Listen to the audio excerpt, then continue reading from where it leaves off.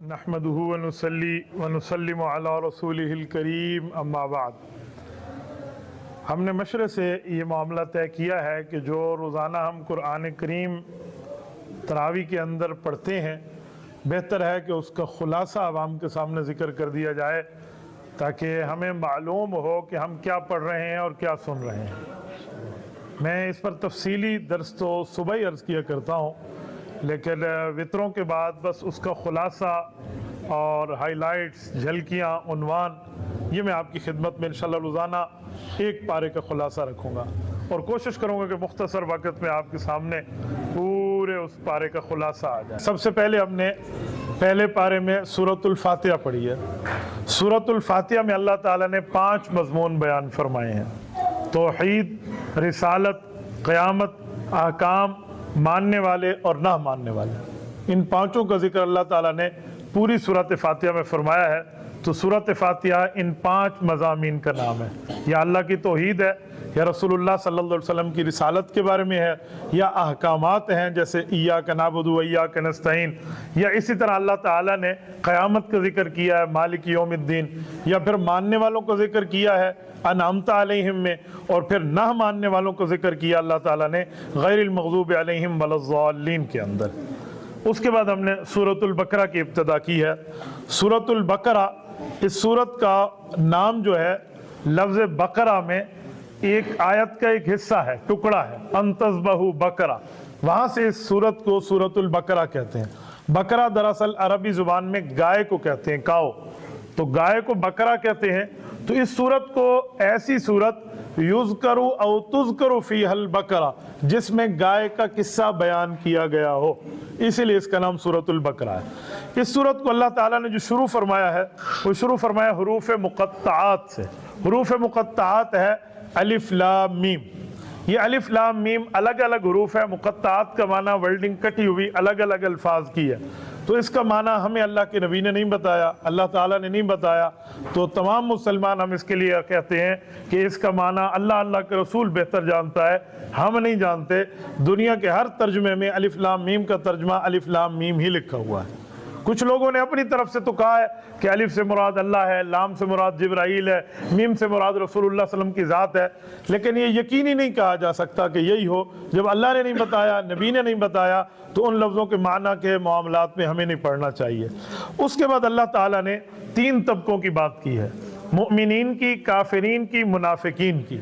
ये जो अल्लाह ताला ने मुमिनीन को हुदल लिल मुत्तकीन से बयान फरमाया है, सबसे पहले मोमिन की बात कि जो अल्लाह ताला की बात को मानता है, तस्लीम करता है, ईमान लाता है। फिर उसकी अल्लाह ने सिफत बयान की है कि वो ईमान भी लाता है, नमाज भी पढ़ता है, व मिम्मा रज़क़नाहुम युनफ़िक़ून, अल्लाह के दिए हुए रिज़्क़ से खर्च भी करता है, और वो अल्लाह ताला की तरफ से हिदायत पर है।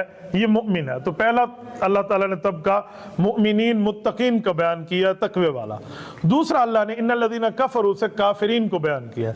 काफिर उसको कहते हैं जो अल्लाह ताला की हक्कानियत को जान के इनकार कर दे, अंदर से भी बाहर से भी इनकार कर दे, इसे काफिरीन कहते हैं। फिर अल्लाह ने जिक्र काफरों का किया है। जब काफरों के लिए सूरत का पहला रुकू मुकम्मल हुआ, फिर तीसरे अल्लाह ताला ने तबके का जिक्र किया जिसे मुनाफिकीन कहते हैं, वह मिनन्नास से। ये मुनाफिक कौन लोग होते हैं? मुनाफिक उस ज़ाहिरी मुसलमान को कहते हैं जो अंदर से काफिर होता है। मैं एक मरतबा फिर मुनाफिक का माना बताऊं।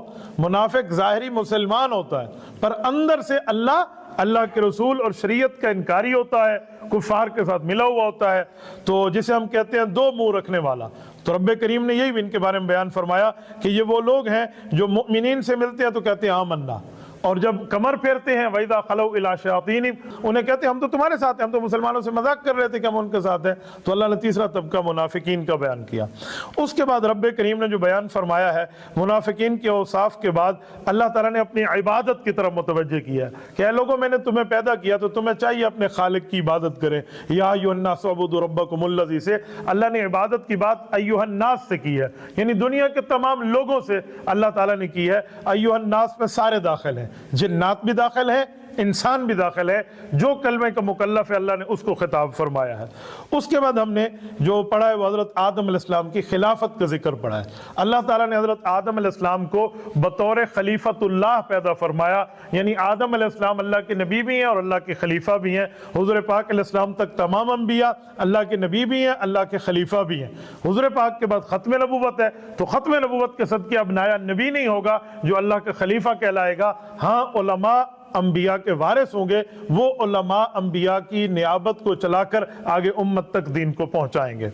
उसके बाद अल्लाह ताला ने जो वाक़या बयान फरमाया वो बनी इसराइल का जिक्र है, और ये मुसलसल चलते हुए जा रहा है।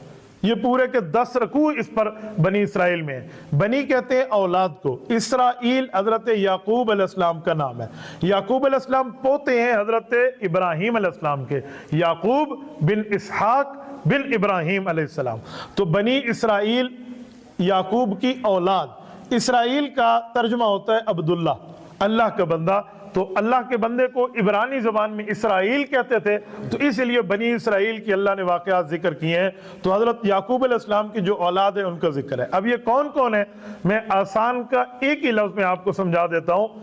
हज़रत इब्राहीम अलैहिस्सलाम के 2 बेटे हैं, हज़रत इस्माइल और हज़रत इसहाक। इसहाक अलैहिस्सलाम की नस्ल से 70,000 अंबिया हैं हज़रत ईसा अलैहिस्सलाम तक, और हुज़ूर पाक अलैहिस्सलाम हज़रत इस्माइल की नस्ल से हैं अकेले। तो हज़रत इसहाक की नस्ल, हज़रत याकूब की नस्ल, ये बनी इसराइल कहलाती है, और हुज़ूर पाक अलैहिस्सलाम बनी इस्माइल कहलाते हैं। तो तमाम अंबिया जो बाकी जिनका हम जिक्र सुनते हैं अक्सर, तो वो बनी इसराइल है। अल्लाह ने उनकी सिफ़ात का जिक्र किया है। अब उनके मैं 3-4 खुलासे बता देता हूँ जो 10 रकू तक चलता है। उनमें अल्लाह ताला ने पहले तो इनाम याफ्ता लोगों की बात की है कि मैं इनके ऊपर मन और सलवा देता था। मन इनका ब्रेकफास्ट है, और सलवा जो है इनका लंच भी है, और जो है ना क्या कहते हैं इनका डिनर भी है। मन क्या होता था, ये सुबह उठते थे तो फलों के ऊपर या पत्तों के ऊपर या दरख्तों के ऊपर इन्हें मीठी सी चीज़ बतौर नाश्ता की मिलती थी, इसे मन कहते थे, और वो बनी बनाई आसमान से रब्बे करीम फरिश्तों के ज़रिए डलवा देते थे। और दोपहर को और शाम को इनको खाना जो मिलता था वो रोस्ट मिलता था, गोश्त, जिसे सलवा कहते हैं। सलवा अरबी ज़ुबान में सलवा कहते हैं जब किसी गोश्त को भून दिया जाए, तो सलवा भुना हुआ गोश्त इन्हें मिलता था, एक तर्जमा। दूसरा तर्जमा सलवा का ये है कि जो बटेर होते थे, तीतर होते थे, ये जिसको हम शिकार कहते हैं, ये इनके सामने आकर यूँ बैठ जाते थे उस टाइम जब इनको भूख लगती थी, और तो इन्हें पकड़ के खा लेते थे, ज़बह करके उसको पका लेते। ये दोनों तर्जमे इनके मामलात में चलते थे। अच्छा, इसके साथ एक वाक़या और भी हुआ था। वो वाक़या ये था, इन्नल्लाह यअमुरुकुम अन तज़बहू बकरा, ये 8वें रुकू पे हम पहुँच गए सूरत बकरा के। उसमें यह हुआ कि एक शख्स को इन्होंने कत्ल किया। जब एक शख्स कत्ल हो गया, अब कातिल कौन है, कातिल कौन है, किसने मारा है, किसने मारा है, कोई अता पता नहीं है। तो मूसा अलैहिस्सलाम को रब्बे करीम ने फरमाया, ए मूसा इस कौम को बता दो कि कातिल की तलाश करने के लिए आप एक गाय ले लो, गाय को ज़बह करो और उसका गोश्त उठा के मुर्दा के साथ लगा दो, वो उठेगा और ख़ुद बताएगा मेरा कातिल कौन है। तो इनने कहा जी बहुत अच्छा। अब इनके अंदर कातिल तो मौजूद था, वो दिल की जो चोरी थी ना, वो निकलने के मामलात ख़राब हो रहे थे। तो इन लोगों ने एक तरतीब की। तरतीब क्या की? गाय कैसी हो, कलर कैसा हो, रंग कैसा हो, और वो कहाँ से मिलेगी। अच्छा, 100% पीला हो या पीले के करीब हो या बिल्कुल गोल्डन हो, एक एक सवाल करना शुरू किया। तो रब्बे करीम ने एक एक का जवाब दिया, और ये इतनी मुश्किल हुई इनको वो गाय लेने में कि उस वक्त पूरी धरती पे ने एक गाय मिली उस शरायत के मुताबिक, फाक़िउल्लौनुहा तसुर्रुन नाज़िरीन। आखिर उसको ज़बह किया। ज़बह किया तो रब फरमाते हैं फ़ज़बहूहा वमा कादू यफ़अलून। ज़बह तो किया पर इनका जी नहीं चाहता था कि हम ज़बह करें और हमारा राज खुल जाए। ज़बह किया, उसकी बोटी उठाई और बोटी उठा के मैयत को लगाई, तो वो बंदा उठ गया, और उसने उठ के ऐसे किया, मजमे में बैठे हुआ ऐसे। मूसा अलैहिस्सलाम, आप हमारे नबी हैं, मुझे जिसने मारा है ना मैं बताऊं, ये तू हट, ओए हट, दाएं हट, बाएं हट, ये नहीं समझाने के लिए कह रहा हूँ। हटा के जो बंदा पीछे ठहरा था निकल आओ, ये मेरा कातिल है। यूं कातिल की वजाहत हो गई। 8वें रुकू में अल्लाह ताला ने ये बात बयान की है। तो वो गाय ज़बह हुई थी, तो गाय को बकरा कहते हैं, इसीलिए उस सूरत को सूरतुल बकरा कहते हैं। इसके बाद 11वां रुकू तक यही वाक़या चला है। यहाँ आखिर में जाकर एक वसीले की बात फरमाई है। रब्बे करीम ने यहूद को बयान फरमाया कि तुम लोग तो हुज़ूर पाक का वास्ता देकर मांगते थे मुझसे कि अल्लाह जो आखिर ज़मान नबी आना है उसकी वजह से हमें अल्लाह वो अता फरमा, कामयाबियाँ अता फरमा। तो मैं आपको कामयाबियाँ अता फरमाता था। अब नबी आ गया, फलम्मा आरफू कफरू भी, अब इनकार क्यों करते हो? حالانکہ وہ ہے جس کے وسیلے سے تم فتح مانگتے تھے۔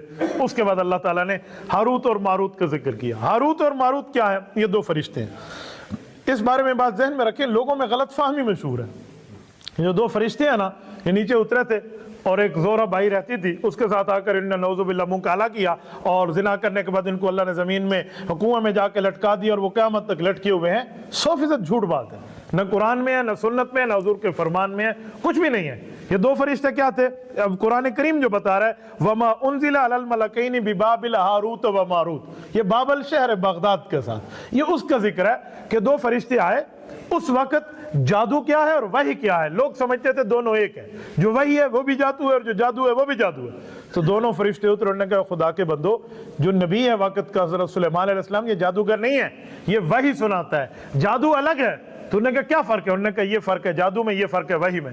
تو انہوں نے فرق جادو کا سیکھا اور وہی جادو لوگوں میں کرنے لگے۔ یفرقون بین المرء وزوجہ، قرآن کہتے ہیں خاوند بیوی میں طلاق کرا دیتے تھے جادو کر کے۔ تو یہ ذکر اللہ نے کیا، اور پھر رب کریم نے ایک لفظ فرمایا وما کفر سلیمان، سلیمان علیہ السلام کافر نہیں تھے، حالانکہ وہ تو نبی تھے۔ یہ کیوں فرمایا؟ پتہ چلا جادو کفر کے قریب بندے کو لے جاتا ہے، تو اس لیے جادو سے معافی مانگنی چاہیے، یہ کفر کی چیز ہے۔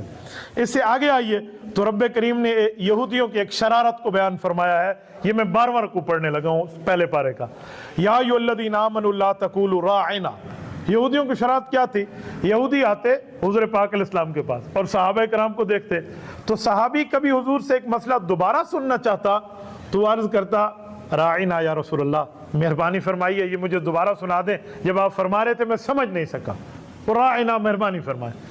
یہودیوں کی زبان میں راعنا کو رعینا تھوڑا لمبا کوئی تو اس کا معنی ہوتا ہے تو میری بکریاں چراتا ہے، تو وہ آ کر رعینا رعینا کہتے، صحابہ تو رعینا کہتے۔ اب لفظ ٹھیک تھا، انہوں نے بدلا تاکہ حضور کے سامنے اپنے بغض کا اظہار کریں کہ ہم نبی کو نعوذ باللہ اپنا چرواہا کہتے ہیں، تو اللہ نے اس لفظ بولنے پر پابندی لگا دی، فرمایا لا تقولوا راعنا، صحابہ آج کے بعد راعنا نہ کہنا۔ تو سوال اٹھتے اللہ جب حضور سے مہربانی کے بارے میں پوچھیں تو کیا جملہ کہیں؟ رب نے فرمایا وقولوا انظرنا، آپ کہو انظرنا، اس کا معنی بھی وہی ہے۔